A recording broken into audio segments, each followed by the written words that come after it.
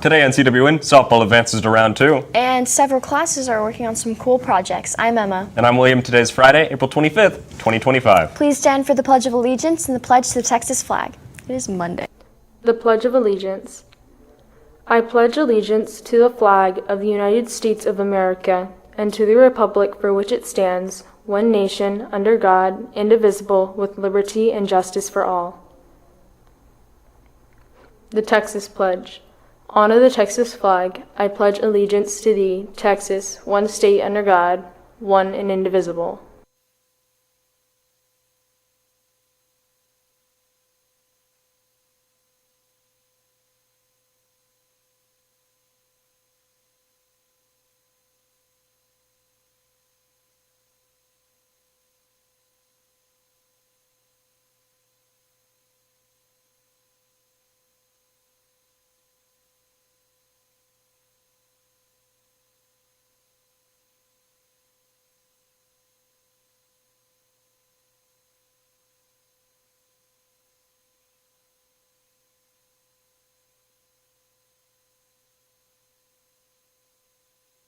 That's my bad, guys. It is actually Monday, April 28th. Mrs. Compton's engineering class was working on a hydraulics project that really displayed the inner workings of what large machines are capable of doing. Let's check it out. Hey cats, it's Daniel. Today we interviewed Miss Compton for the hydraulics lab in her engineering class. So the engineering students were doing a small project on hydraulics, and what that is using pressure. So there's pneumatic and there's hydraulics, and hydraulics uses fluid and pneumatic uses air. So like any kind of air compressor, like a pneumatic staple gun is going to use air to create the staples. You've probably seen like a nail gun that's pneumatic. And then hydraulics is using a fluid, so like the lift on a tractor or on a dump truck when the bed raises up is hydraulic fluids that it's using. And so students did a little project kind of getting the feel for what hydraulics can be used for. Thanks, Miss Compton. And cats, if you are interested in Miss Compton's engineering class, make sure to sign up for next year. Thank you, and back to the studio. Another cool project students are working on is about the Odyssey in Miss Trevino's class and Miss Rodriguez. They'll get to learn a lot about ancient Greece. Here's Miss Trevino for more. Hey cats, it's Ella. I'm here with Miss Trevino. Miss Trevino, I heard you're doing a project about the Odyssey. Can you tell me about it? Sure. So as we go into the Odyssey next week, students have been learning about the different Greek gods and goddesses in Greek mythology, and they've been learning about why the ancient Greeks were so invested in these stories. And so we talked about the different gods and goddesses and what they were responsible for. They all picked a different god and goddess to research, and they looked up different information about how they helped mankind, how they hurt mankind, what they were responsible for, an interesting story about them like a myth or a legend. And they took that information and now they're putting it onto a poster. Okay, well that's really cool. Thank you, and back to the studio. Following up with another English project, Mrs. Street has her students engaged in learning about conspiracy theories to determine fact or fiction. Here are a couple of her students to tell us about the project and what they chose to cover. Hey cats, I'm here with Bailey, and I'm Jaden, and I heard y'all were doing a conspiracy theory project in Miss Treats. What's that about?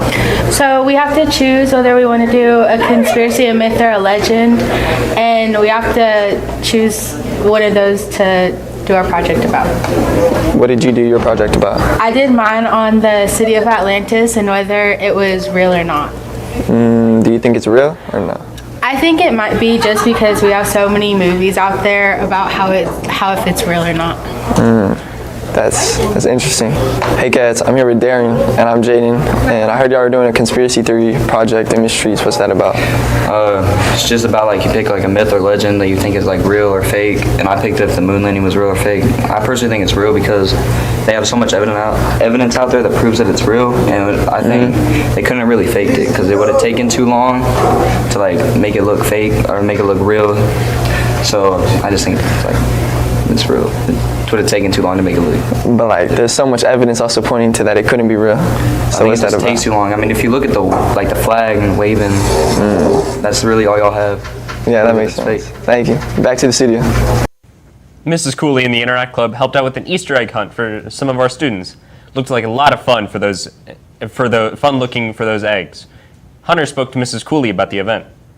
Hey guys, I'm Hunter. I'm here with Miss Cooley. So Miss Cooley, we heard that the Interact Club made an Easter egg hunt for your kids. Can you tell us all about that?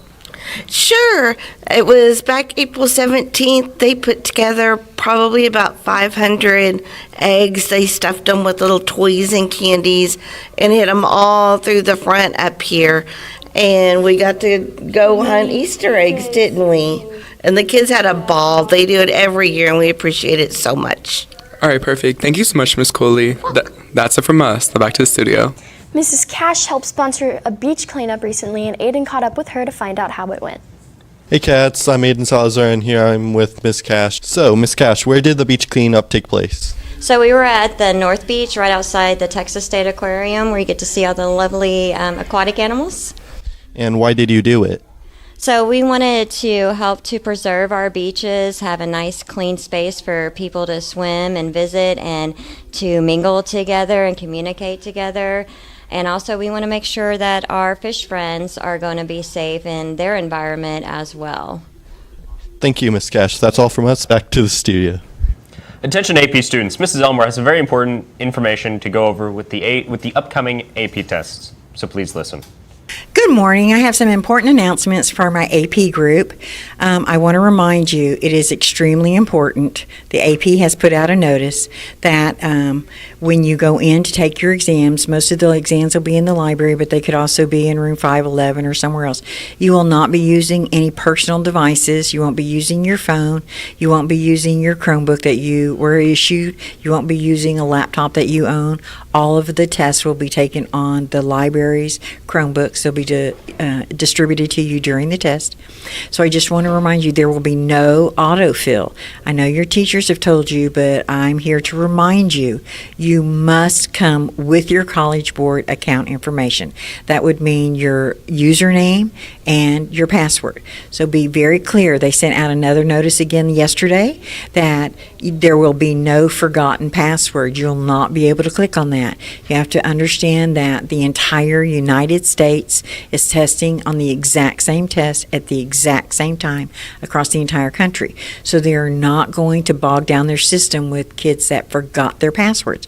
So what does that mean for you? If you don't know your password on test day, it means that you won't be taking a test that day. That's what that means.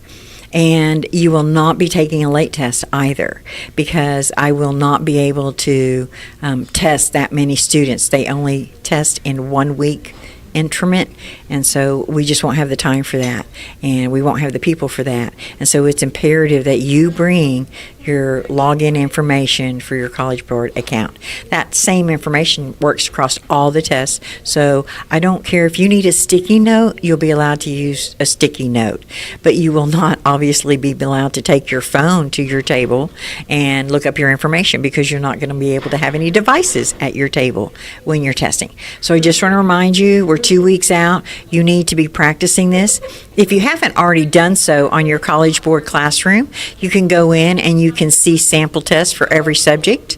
You can also go into Blue Book and check out the information as well. Obviously, if you have any questions, my name is Mrs. Elmore. I'm in room 503 for GCS, and you just stop by and you see me. I'm always welcomed and happy to answer any questions that you might have. Try not to wait until the day before your test, though. We only have 2 weeks, and so the quicker the better. All right? All right, thank you. I'm looking forward to meeting with all of you and testing. Now let's send it over to Callie for Wildcat Media after a quick break from our sponsor. Do you get hungry in the morning? Do you crave a good place to eat breakfast? Stop by Sonic for an excellent section of breakfast items like the hefty breakfast toasters, the solid breakfast burritos, or the fan favorite, the French toast sticks.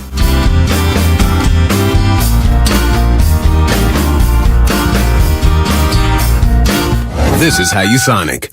Thank you, anchors, and welcome back to Wildcat Media. Wildcat Media is sponsored by Sonic, America's Drive-In. Yearbook is having a giveaway to win a free yearbook, or if you already purchased one, you will be refunded. So make sure to go check out how to enter at Calallen Wildcat Yearbook on Instagram or TikTok. Now it's all for media. Back to the anchors. Thank you, Callie. Now let's send it over to Maddie with the rundown on sports. After this short break. Hey Wildcats, make sure that if you're going to the Interact field trip this week, you get your permission slip turned in. Thank you, and back to the studio. Thank you, anchors, and good morning, Wildcats. Calallen Wildcat Sports is brought to you by Southern Charm Home Cooking. Softball had another amazing game continuing in the postseason, where they left off in the regular season by dismantling another opponent 15-0 in round 1 of the Texas State playoffs. Grant spoke to Coach Lentz on how our Lady Cats keep rolling. Hey Cats, I'm Grant. I'm here with Coach Lentz. Coach Lentz, I heard how the game Friday night. Can you tell me a little bit about that? Yeah, we played Far Valley View. It was the first round of playoffs. We were able to beat them in 4 innings, which was really awesome. Bianca Gonzalez got the win, did an amazing job in the circle. The girls hit really, really well, played great defense, so really proud of them. But we got a big round coming up against Needville for the second round, and Needville is the team that we faced to go to state last year. So it's a big game. We're excited. It is going to be a series. Friday night should be somewhere in the area, and then Saturday will be possibly over there somewhere, either at their place or Sweeney, one of the teams in their district. Still trying to figure out all the details, but hopefully we'll have that all figured out by the end of the day. Okay, thank you. That's awesome. I'm back to the studio. If you have ever been to a softball game, you probably noticed our softball girls doing a little twirl each time they hit a home run, which, by the way, happened a lot this year with the amount of times our girls smashed the balls over the fence.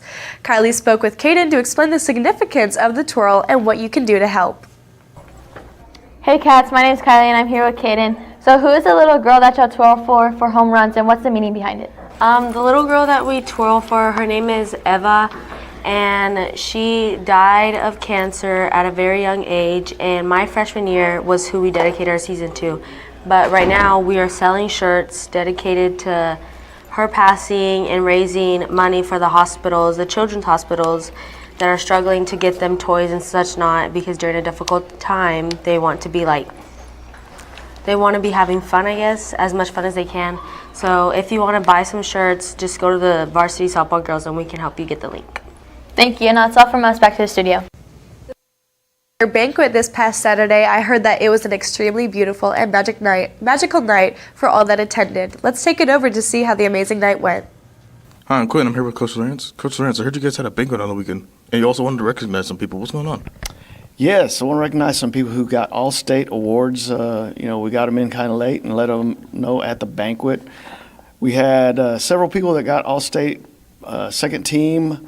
Our boys relays that consisted of, I'm looking here, come on now. Oh, it was Edward Hinojosa, Nico Pickens, Lev Socorro Luna, and Angus Martinez all got second team all-state on their relays, on both relays. And then our girls relays with a team of Jenny Pickens, Naomi Lowe, Jasmine Trevino, and Whitney Larson also got first team all-state in both of their relays. We also had a couple of people that got first team all-state in their individual events.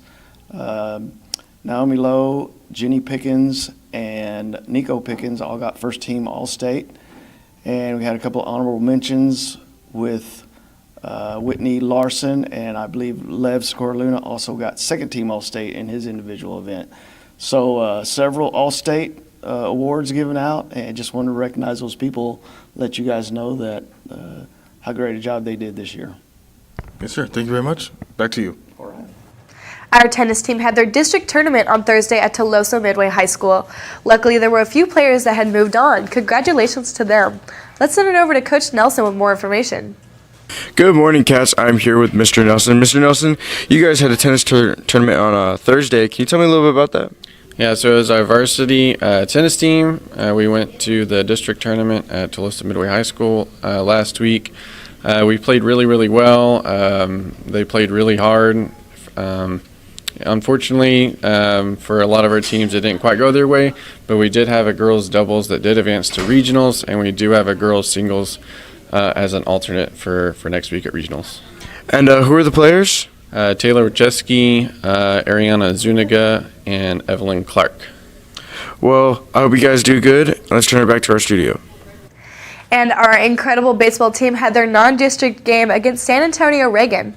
Jaden interviewed Cody to get the rundown on how that went. Let's send it over now. Good morning, Calallen TV. I'm here with Cody. So heard you had a game against Reagan on Saturday. How did that go?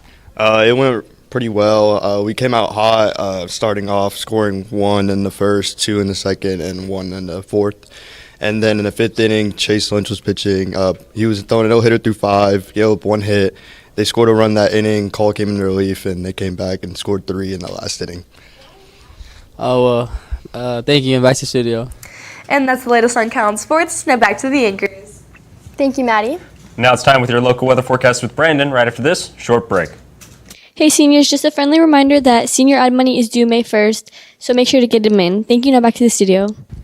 Thank you, anchors, and good morning, Wildcats. Your weather forecast is brought to you by Baytech Robinson Families. Happy Monday, everybody. The weather not being too bad. As we see here, current conditions here for today, 80 degrees, feeling like 85 with partially sunny, partially cloudy to sunny skies. Southeast winds coming at 18 miles per hour and 5% chances of wind. Not too bad, folks, not too bad. Looking at our regional Doppler radar here for today, you see some of that rain moving out from the Corpus Christi area as we see no current alerts as of today and right now. Looking at our 2 through 10 here for today, we're going to get a little bit windy with a lot of clouds as we see 2 p.m., 83 degrees with 21 south-southeast winds. At 6 p.m., 81 degrees dying down to 22 southeast winds. And at 10 p.m., as always, 77 degrees dying down to 17 southeast winds. Looking at our 3-day outlook here for today, partially cloudy with windy conditions Tuesday and Wednesday. 84 degrees on Tuesday with a 10% chance of rain. Wednesday, 85 degrees with a 20% chance of rain. And on Thursday, coming back up, partially cloudy to sunny skies, 85 degrees with a 10% chance of rain, starting off May 1st. And with that, let's take it back to our anchors. Thank you, Brandon. Attention all seniors, be sure you are making up all your hours, paying your class dues, and turning in your senior videos to Miss Luby before May 9th. And that's all of your announcements for today, but now it's time for your joke of the day. So guys, what do you call a cow with facial hair? I don't know, William, what?